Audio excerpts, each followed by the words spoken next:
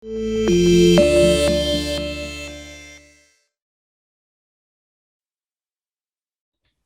yang melekat. Hati yang melekat dalam Mazmur 91 ayat yang ke-14 sampai 16 berkata demikian. Sungguh hatinya melekat kepadaku, maka aku akan meluputkannya. Aku akan membentenginya, sebab ia mengenal namaku. Bila ia berseru kepadaku, aku akan menjawab. Aku akan menyertai dia dalam kesesakan. Nah, itu lembah kekelaman itu. Aku akan meluputkannya dan memuliakannya. Dengan panjang umur akan kukenyangkan dia. Akan kuperlihatkan kepadanya keselamatan daripadaku. Nah, Mazmur 91 ini ayat yang ke-14 sampai 16 sampai yang ke terakhir 16, kita melihat ada 6 poin yang saya catat di sini, yaitu kalau kita melekat bersama dengan Tuhan, kita nempel sama Tuhan, kita punya hubungan yang dekat dengan Tuhan, maka yang pertama, dia akan meluputkan. Ya, dia akan meluputkan segala sesuatu yang membahayakan diri kita. Dan dia melindungi kita, membentengi kita. Dan bila ia berseru, Tuhan jawab. Artinya bila dia berkata, Tuhan, aku sakit, aku lemah, aku susah, Tuhan berikan jawaban. Dan yang keempat, Tuhan menyertai.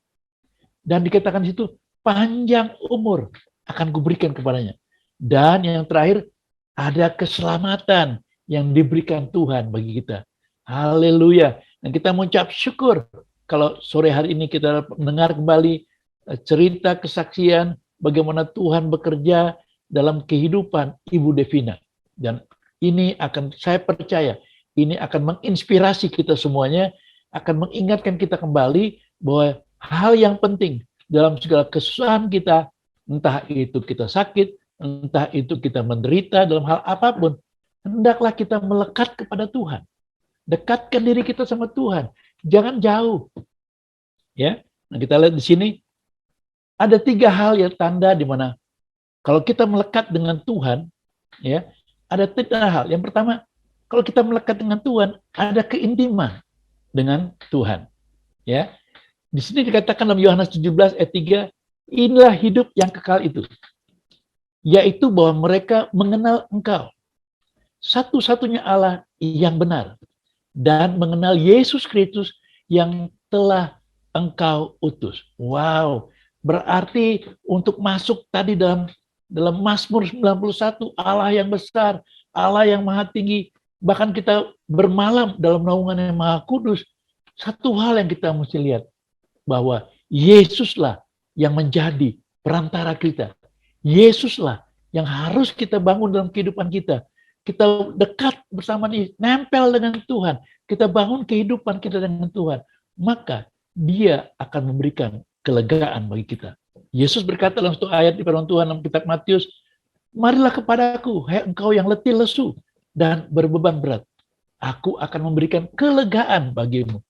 Artinya, kalau kita mendekat, datang menghampiri Tuhan, maka Tuhan akan memberikan bagiannya untuk kita. Amin. Dan itu dialami dari kesaksian Bu Devina tadi.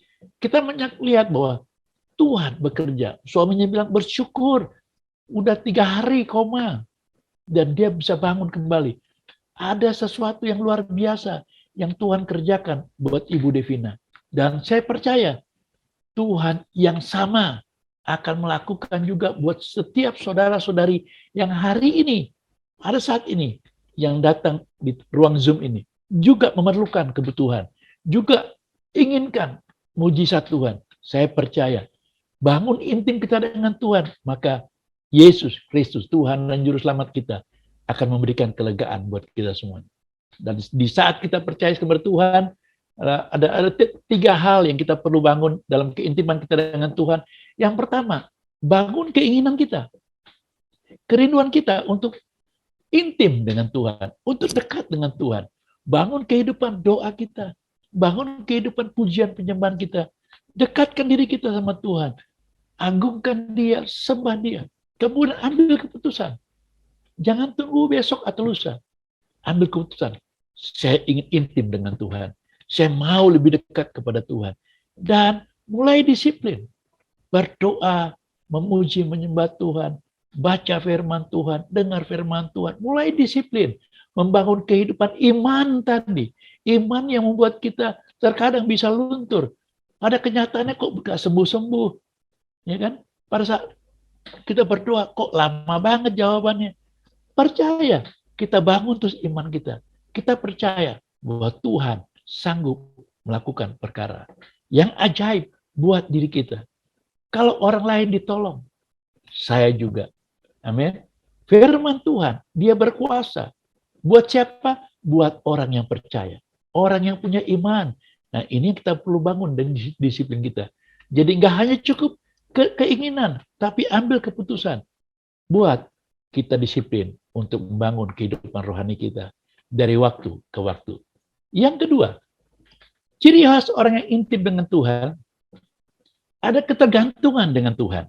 Ya, sebagai contoh yang paling sangat kita lihat dalam Yohanes 5 ayat yang ke-19 yang berkata, maka Yesus menjawab mereka. Katanya, aku berkata kepadamu, sesungguhnya anak tidak dapat mengerjakan sesuatu dari dirinya sendiri, jikalau tidak ia melihat Bapa mengerjakannya. Sebab apa yang dikerjakan Bapa, itulah yang dikerjakan anak. Nah, ayat ini menggambarkan bahwa Yesus begitu tergantung kepada Bapanya. Sangat tergantung. Ya. Nah, kita melihat satu contoh waktu Yesus telah dibaptis, dan di situ dinyatakan kepada Yesus, diteguhkan, inilah anakku yang kukasihi, kepadanya aku berkenan. Dan Yesus dibawa ke padang gurun. Dan di sana dia dicobai. Iblis pertama kali bercobai begini, jika engkau anak Allah, ubah dong batu ini jadi roti. Pertanyaan saya buat saudara, apakah Yesus nggak bisa merubah batu jadi roti? Bisa. Bisa. Tapi kenapa Yesus nggak lakukan? Karena dia tidak melakukan itu karena disuruh setan. Tapi kalau Bapaknya yang suruh, saya yakin dia melakukan itu. Ya. Dan Yesus menjawab dengan firman juga. Ya, oh sorry, kelebihan. Oke. Ketergantungan dia kepada Tuhan, kepada Bapaknya. Ya. Bahkan sampai di kayu salib sekalipun. Imam-imam, orang-orang ahli kitab, lihat tuh, raja orang Israel. Dia bisa menyelamatkan orang lain. Sekarang, supaya dia bisa menyelamatkan dirinya sendiri. Supaya dia bisa turun dari salibnya. Baru kami percaya. Diolok-olok segitu, sinisnya. Dari Yesus di bukit. Digodai oleh iblis 3 kali. Kemudian perjalanan itu terus sampai Yesus di atas kayu salib. Iblis memakai hamba Tuhan, memakai orang-orang Farisi untuk mengganggu atau untuk mengusik Yesus. Dan Yesus nggak melakukan itu. Kenapa? Dia harus melakukan kehendak Bapa sampai dia menebus dosa kita semuanya. Dan membuat kita hari ini mengalami kesembuhan demi kesembuhan. Kemudian yang ketiga, ciri khas orang yang melekat sama Tuhan adalah orang itu orang yang taat.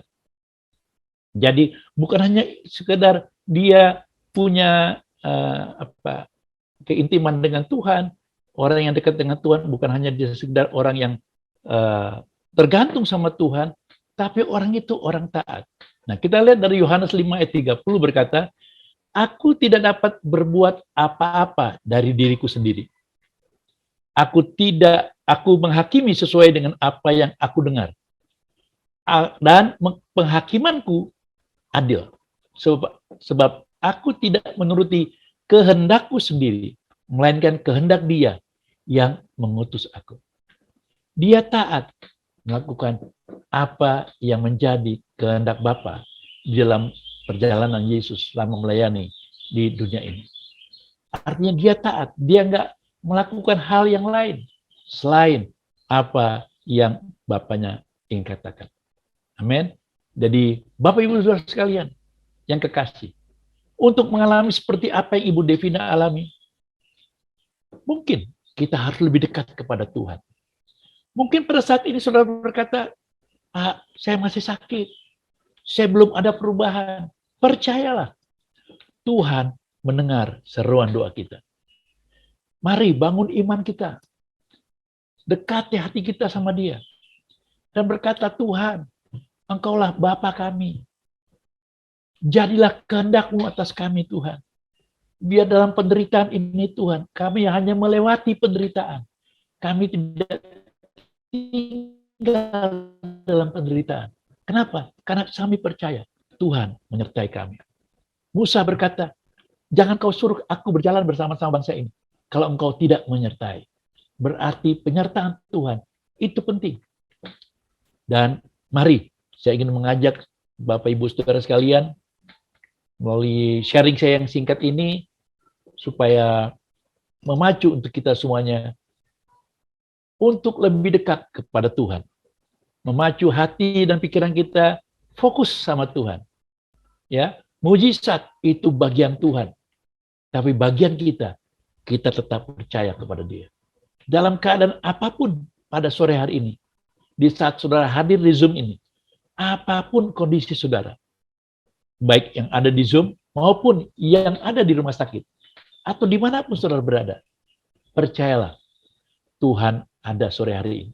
Dan marilah kita membawa hati kita untuk lebih dekat kepada Tuhan. Dan percayalah, mujizat pasti terjadi. Karena masih ada Tuhan, masih ada mujizat. Masih ada iman, masih ada perkara-perkara besar yang terjadi dalam kehidupan saudara. Mungkin saudara berkata, Pak, ini bukan masalah penyakit, ini masalah urusan pekerjaan saya, masalah bisnis saya, atau masalah keuangan saya. Apapun masalah kita, dekatkan diri sama Tuhan. Bangun iman kita dan berkata, Tuhan, Engkaulah satu-satunya penolong dalam hidup kami. Dan percayalah, sesulit apapun penyakit saudara, saya percaya Tuhanku luar biasa. Yesusku luar biasa. Dia sanggup menyembuhkan Ibu Devina dari satu mujizat ke mujizat yang lain. Yang sudah hopeless, tapi Tuhan tetap Tuhan. Dia penuh mengasihi Ibu Devina. Dia juga mengasihi setiap ibu-ibu yang ada pada hari ini. Setiap bapak-bapak yang sakit pada hari ini. Percaya, Tuhan pasti menolong saudara. Di dalam nama Tuhan Yesus, saya pikir saya selesai. Amin. Tuhan Yesus memberkati.